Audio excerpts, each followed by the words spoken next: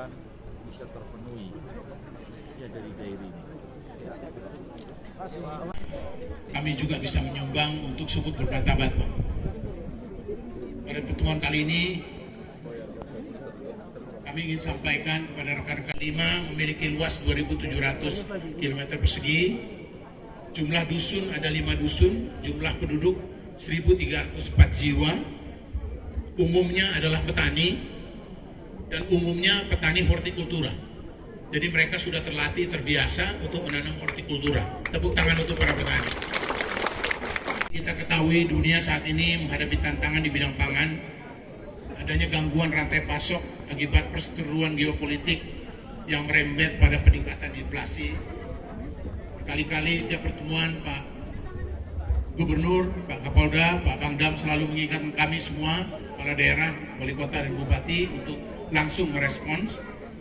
Maka dalam rangka bentuk konkret mengatasi ancaman inflasi ini, pemerintah Kabupaten Dairi setelah bertemu dengan Pak Gubernur telah menetapkan area penggunaan lain Desa Perburuan 5, Kecamatan Perburuan seluas 450 hektar sebagai kawasan pertanian terpadu Kabupaten Dairi berdasar keputusan Bupati 645/520/7/22 12 Agustus 2022.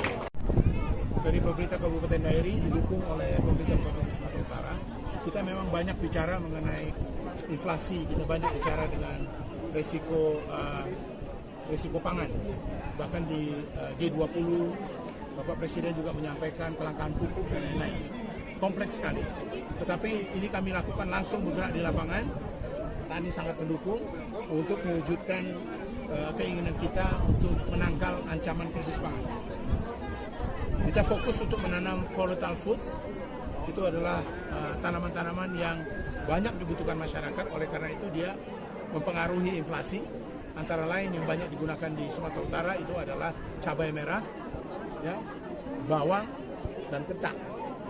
Itu yang kita tanam sekarang di sini, yang sudah dicanangkan oleh Pak Gubernur. Kita tanam 24 hektar.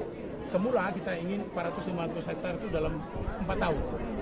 Ya, tetapi beliau minta agar itu dipersingkat menjadi 2 tahun. Mengapa sampai 4 tahun? Karena infrastruktur. Anggaran kami untuk mengadakan infrastruktur ini, jalan ini kan kami yang beresin. Infrastruktur ini kita harus bangun, harus ada embung, tidak bisa hanya sekedar tanam. Harus ada embung, harus ada irigasinya seperti apa. Ya banyak hal, harus ada gudang, harus ada pupuk. Ya, tapi karena beliau bilang harus 2 tahun bisa, kami akan rubah perencanaan. Ketergantungan anggaran terhadap provinsi sudah didukung, maka mungkin kita bisa lakukan ini 400 hektar dalam waktu 2 tahun. Agar betul-betul nyata dan konkret bisa mendukung kebutuhan pertanian yang menyumbang inflasi tadi di wilayah Sumatera Utara. Ini sekaligus untuk merespon arahan Bapak Presiden. Dia berkali-kali memanggil kami semua, wali kota, bupati, Pak Gubernur, untuk dia cerita mengenai krisis pangan.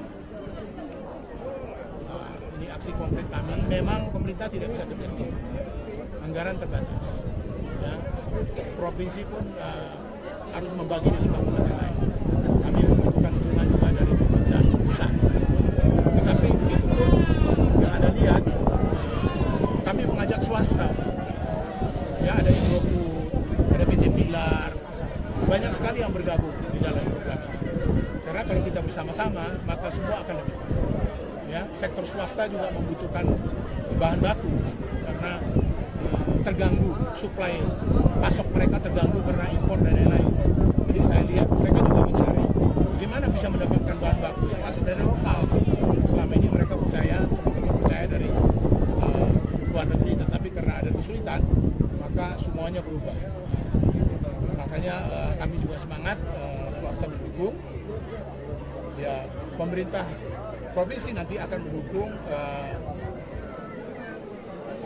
pertanian presisi karena kita menggunakan teknologi. Di sini kita menggunakan teknologi, ya, menggunakan internet. Jadi kombinasi antara tradisional, petani tradisional dan precise farming. Ini membutuhkan internet. Ya, kalau nggak ada internet dan listrik nggak bisa. Nah, ini infrastruktur lagi. Jadi Pak Gub dukung, nanti PLN akan masuk, lalu Telkom kita akan minta untuk masuk sehingga semua teknologi ini bisa berjalan. ya. Jadi irigasi presisi Pak Guru dukung, Bang Sumut juga dukung. Nanti ada UPO itu untuk pembuatan pupuk. Ya, ada tadi cold storage kita usulkan, tapi beliau bilang nanti aja. Ada resi gudang gitu ya, yang akan dibangun di sini. APBD Dairi akan bekerja untuk pengolahan lahan. Lahan ini untuk pertama kali kan harus diolah.